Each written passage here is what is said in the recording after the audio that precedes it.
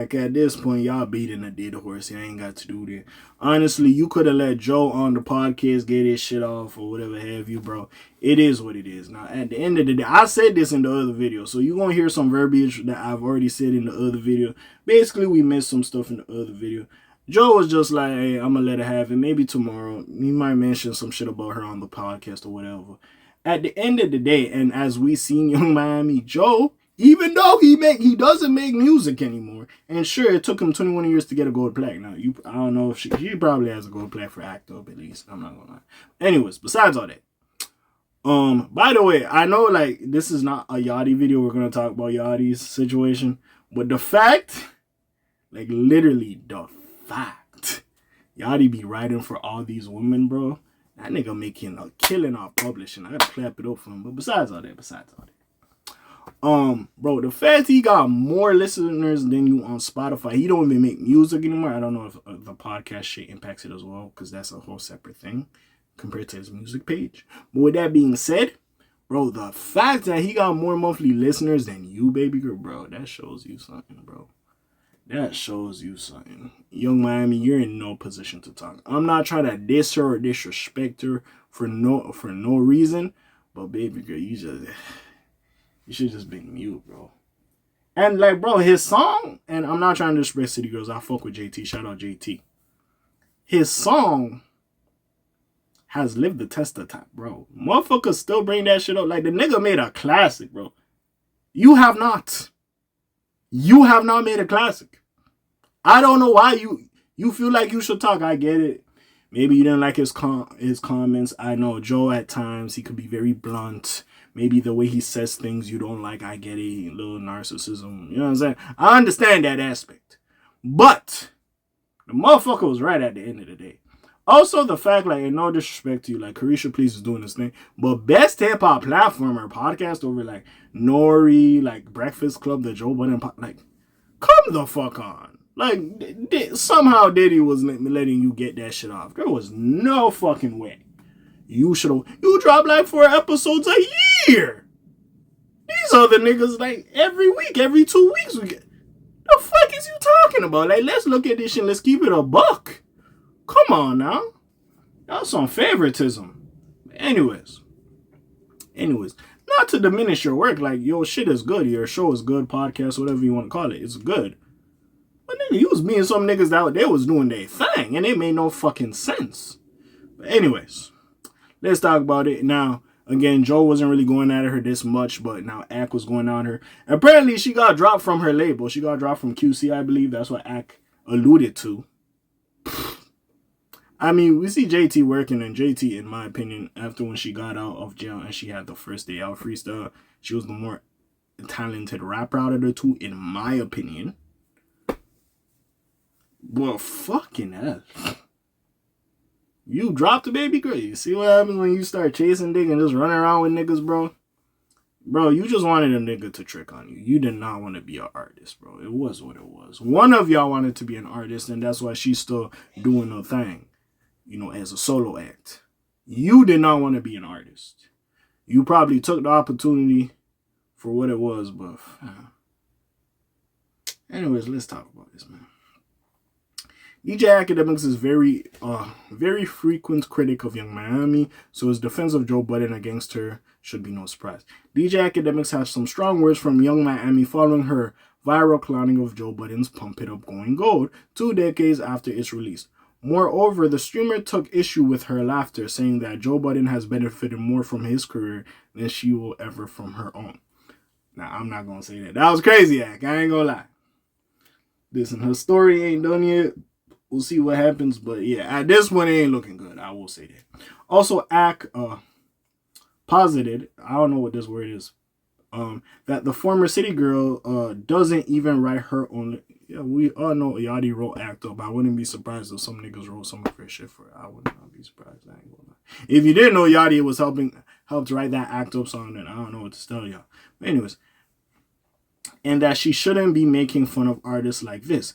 In addition, she also said that she isn't getting support from her label and that people don't want to write for her anymore. Elsewhere, This is what DJ Akademiks said about Young Miami's alleged involvement in her former boo Diddy's alleged situation. Akademiks, I wish I had a Hennessy bottle, I gotta get into the Hennydemics vibe, but I ain't got no Hennessy bottle, so bear with me as I retell what he said, yeah. Anyways, with all due respect, you are a pretty girl, he posited on his live stream, but there's a lot of pretty girls, beauty especially, seeing all these girls get lip fillers, they're wearing fake hair, that ain't that hair, right? They get some implants, they be putting their titties up to their neck. Yeah, that's crazy. Pause no Diddy. That's crazy I said pause no Diddy and I'm talking about this nigga. But anyways. Like, it's easy to create the idea of beauty that a man would be appealed by, DJ Akademiks went on. So what makes you special? To be fair, and like, again, it could have been his tone and it could have sounded hard. To a lot of y'all women, bro, a lot of y'all some build-a-body women. Like, listen, as much as I love Lotto, I just call her my woman crush every day. Like, again, it just depends. Every nigga got a preference. Now, I look at Carisha. She's a pretty girl. She doesn't really do it for me. I prefer JT out of the two. But yeah, you see, like, I like Lotto. I think Icy Spicy. But some girls is like, you could wife like Lauren London. And some girl, you might just fuck Icy Spicy. But besides that, thick Icy Spicy. You know what I'm saying?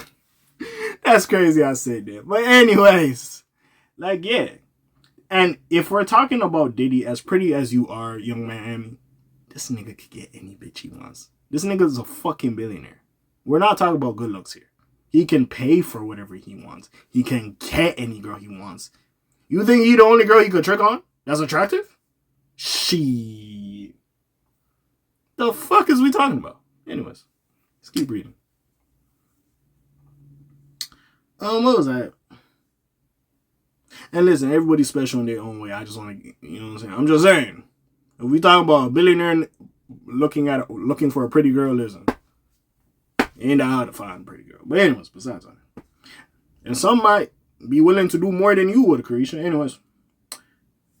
DJ Akademiks went, okay, so I read that. Is it because you have some fame? No, Diddy messed with way more famous women than you. He had J-Lo, for God's sakes. What makes you special? I'm going to tell you, if you disagree with me, it's because you don't know no niggas in the industry. Because I talk to these niggas like, what is it about this girl? You know what they say, DJ Akademiks finalized? A chick like Young Miami, she do everything. Put it like this. Self-respect is the kryptonite to rich people. Yeah, I wouldn't be surprised. Y'all remember the time, like, some of these Dubai niggas or whoever, like, the IG baddies we love, like, y'all do realize some of them went to Dubai and them motherfuckers, like, took a shit on their chest, right? And on their back. Like, paid them that much money just to have feces on their chest. Because they don't rate them like we do, bro. Dubai.